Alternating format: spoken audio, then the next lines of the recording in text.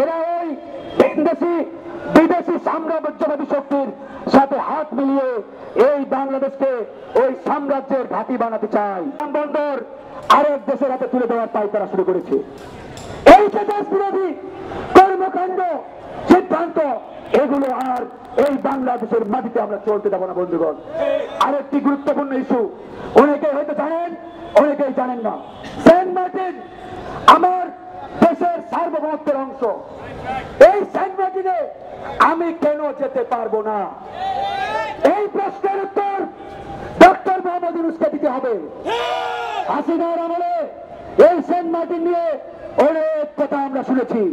ওই সময় আমরাই বলেছিলাম হাসিনা যদি জনগণের বাইরে দিয়ে এই সেন্ট মার্টিনকে বিদেশিদের হাতে তুলে দেওয়ার চেষ্টা করে তার কবর রচনা করবে দেশের জনগণ। ঠিক একই জায়গায় দাঁড়িয়ে আজকে ডক্টর ইউনূসের সরকারকে বলতে চাই, আমার সার্বভৌমত্বের ভিতরে, আমার ল্যান্ডের ভিতরে, আমার সীমানার ভিতরে এই সেন্ট মার্টিন, আমি সেন্ট মার্টিনে যেতে পারবো না কেন? কি হচ্ছে সেখানে, কি ঘটছে, এটা এই দেশের জনগণকে জানতে হবে, জানাতে হবে।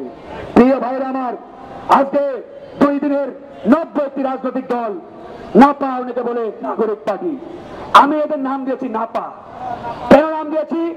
নাপা ট্যাবলেট এমন একটা ট্যাবলেট, পরিমাণ মতো খাবেন অসুখ ভালো হবে, পরিমাণের বেশি খাবেন পাতলা পায়খানা শুরু হয়ে যাবে।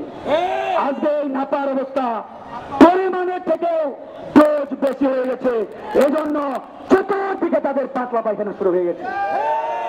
এই নাপা আর যদি সামনে বেশি আমরা এগোতে দেই, এই দেশের স্বাধীনতা, সার্বভৌমত্ব বড় ধরনের হুমকির মুখে পড়বে।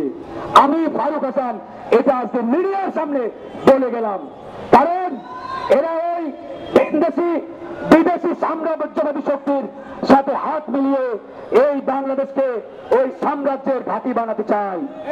আমরা বলেছি এই বাংলার মাটিতে পাকিস্তানের দাবিদারি চলবে না, ইন্ডিয়ার দাবিদারি চলবে না। ঠিক একইভাবে মার্কিনী সাম্রাজ্যবাদী কোন অপশক্তিকে এই বাংলাদেশে আমরা জায়গা দেব না। এই বাংলাদেশ চলবে বাংলাদেশের জনগণের সিদ্ধান্ত অনুযায়ী, জনগণের কথা অনুযায়ী। প্রিয় ভাইরা আমার, কথা আর বাড়াতে চাই না। আজকে আমরা ঢাকা মহানগর উত্তর গণ অধিকার পরিষদের আয়োজনে ঢাকা উত্তর সিটি কর্পোরেশনের সামনে এই বিক্ষোভ মিছিলের আয়োজন করেছি। এই বিক্ষোভ মিছিলের সম্মানিত সভাপতি